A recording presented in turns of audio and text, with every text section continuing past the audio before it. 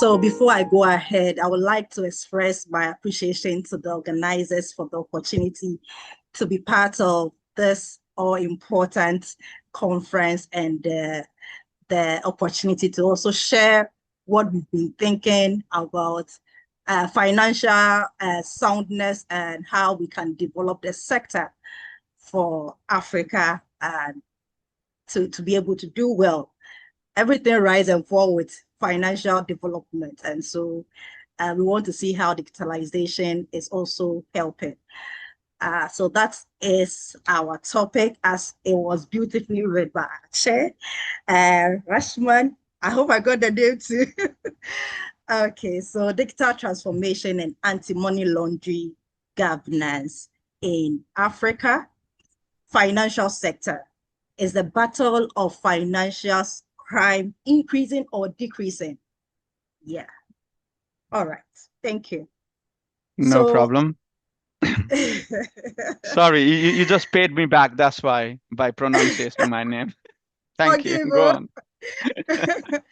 Right. So in terms of outline, we want to give introduction, the motivation, the aim, and all those other things. As we see over here, I'll go ahead. So financial crime poses a significant threat and concurrently has serious implications on a large scale. So when we talk about tax evasion, financial terrorism, and money laundering, financial crime is something we need to pay critical attention to. And with the advent of digital transformation, how is the fight against financial crime being handled? So money laundering is directly connected to the swift digital transformation, which has recently become a means for conducting financial transactions. And so it has become a two-edged sword, which I believe that in as much as it helps in increasing financial inclusion and brings about financial liberalization and supports the development of the financial sector. Again, when it comes to money laundering, it has also become a tool to support or to influence its activity. And so there are so many authors that are of the view that the digital transformation is becoming a tool for the financial criminals to use the tool to clean their illicit monies, and that is not the best way to go. We need to use the same tool to avoid their operation so that we can sanitize the financial sector. So the advent of digital transformation in banking and financial operation has positioned anti-money laundering a borderless and transcontinental fight, meaning one country cannot take it up as putting in place the right structures to deal with anti-money laundering because of digital transformation, which has made the fight a borderless and also a transcontinental issue to handle. And so together, we should be able to work and support each other so that we can sanitize the financial space for all. Meaning, to address this, it renders the local and national effort inadequate, and studies support that. Right. Money laundering, again, poses as a persistent threat and compromises to the integrity of global financial markets. So for us to uphold the financial integrity, we all need to wake up to the call and see how best we use the tool of digital transformation to avert or prevent the increase in financial crime, which we term the money laundering. So in terms of motivation, why are we interested in this issue or this problem? Money laundering is considered as a nuisance to economic prosperity. It is a nuisance to economic prosperity, and most particularly among developing economies such as ours, Africa, which we are making some stride in terms of development and repositioning our institutions, but we are still not there in terms of robustness or resilience in terms of our financial structure. So again, we want to say that the institutions and the structures are not that robust and it's still weak. And so we need to strengthen it if we will be able to fight or go against the issue of anti-money money laundering. I mean, yeah. Again, in terms of motivation, we are drawing motivation from the UN Sustainable Development Goal 16, which addresses peace, justice, and strong institutions. And the Goal 16, which has the point 4, emphasizes the reduction of illicit financial flow and the fight of combating of organized crime. And so for us to be able to attain the goal, and we are not far away from ending the target, which is by 2030. We are already in 2025. So 5 years from now, I wonder the magic UN together with other stakeholders are going to put together to be able to attain the goal set in 2015. And so, of course, there have been issues, but we can't give up. We need to still make good use of the opportunities we have and still push to be able to attain the Sustainable Development Goal. And one of it, which looks at the reduction of illicit financial flow and fight of combating this organized crime, we want to see how digital transformation, which is fast advancing, is going to help us do this. Again, from the Basel Anti-Money Laundering Report 2021, it indicates that Africa has the highest overall money laundering risk score of all regions. And so from our part of the world, in terms of continent, we need to position ourselves to strengthen ourselves in terms of how we leverage on digital transformation to address financial crime. So what becomes the study's aim? The study seeks to investigate this digital transformation and anti-money governance in Africa financial sector. And specifically, we examine the relationship or the nexus between digital transformation and anti-money laundering programs. Further, the study considers institutional quality as to what we have now and how it's supporting the anti-money laundering programs. The literature is a bit, a lot here, but they are all still supporting what we are looking at, where the FATF is of the view that money laundering is captured as a process of legitimizing the dirty money through 3 steps approach. So first, those involved in this criminal activity decide to place their illicit proceeds into the financial system using the platforms of digital transformation, converting the money to several locations of financial institutions and reintegrate the money as a clean funds and uses it to invest in different assets or investment, meaning they have a structure. So if this becomes a structure, how then do we find the ways or the means to be able to avert or secure some of these mediums so we can reduce, if not to eradicate it completely, make it so unattractive to their operation. The rapid pace of digital transformation, studies support that has left regulators with an enormous task. So it's more like a catch me if you can scenario. The regulators of the financial sector are always behind the, should I say, the financial criminals in terms of they using the tools of digital transformation in their operation. And so we have the Bitcoin, the cryptos are all over, and regulators are finding ways to be able to regulate their operation so that some activities like the money laundering can be curtailed. Technology is huge threat to banking and regulatory sector, as studies support. Clark. According to ICDTBI et al. 2022, they found anti-money laundering regulation have a significant positive effect on banking sector in terms of its stability.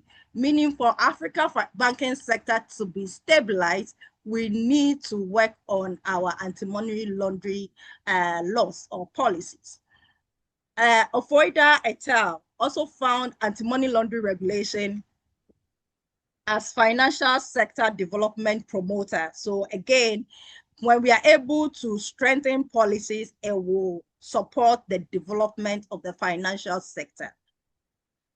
Again, the fintech, which is the financial technology, is still emerging and evolves and disrupting the financial sector industry, as studies supports.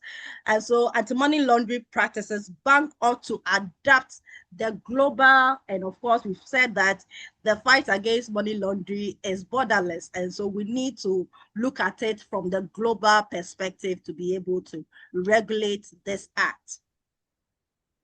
Okay, in addressing our study objective, we use a quantitative approach to address the study. And so we relied on data from the World Development Indicators and that of the Basel Institute. And so based on the availability of data for our key variables, we were able to come up with 38 countries were sampled from Africa continent for the study, where we looked at 2012 and 2023.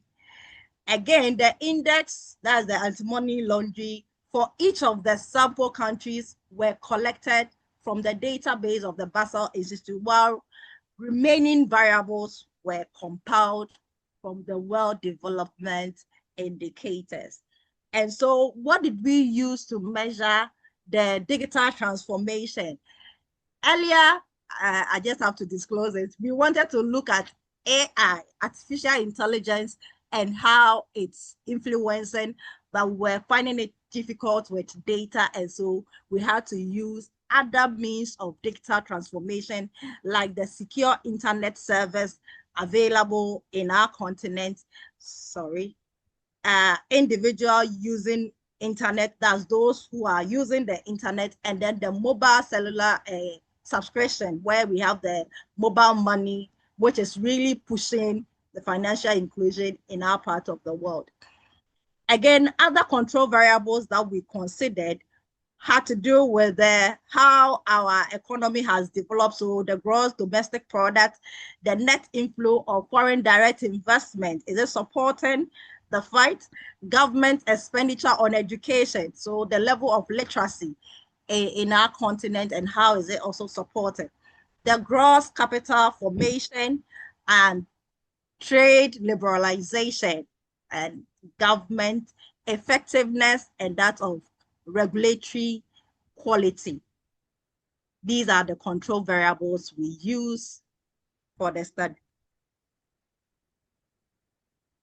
Right. Sorry, I just decided to look at what is happening. All right. We can, so, yeah, it's good. Yeah. Thank you. Good. So this has to do with our model specification. So we have the dependent variable being the anti-money laundering index, which was picked from the Basel, and then the independent variables as a function of the digital environment, and other control variables as our interest variables of the study. And so these are the specifications, and earlier explained foreign direct investment, government investment in education, GDP, and then all those other things. And so we had this interesting findings at the end, but I had the results, which the drafts, which has been shared with the center, will have it. But in trying to meet the 12 minutes of presentation, I didn't know whether to put in my entire results, but then I can still skip this one and show the result for some of us if I still have some time. But these are the findings of the study. The outcomes suggest that improved and secure digital platforms and increased usage of the internet and mobile cellular have a potential to reduce the extent of money laundering activity on the African continent. So meaning a secure platform are employing the activity of anti-money laundering and terrorist financing can thwarted leading to improved anti-money laundering score. So that's with a robust digital transformation environment, we'll be able to mitigate the money laundering activity in our part of the world.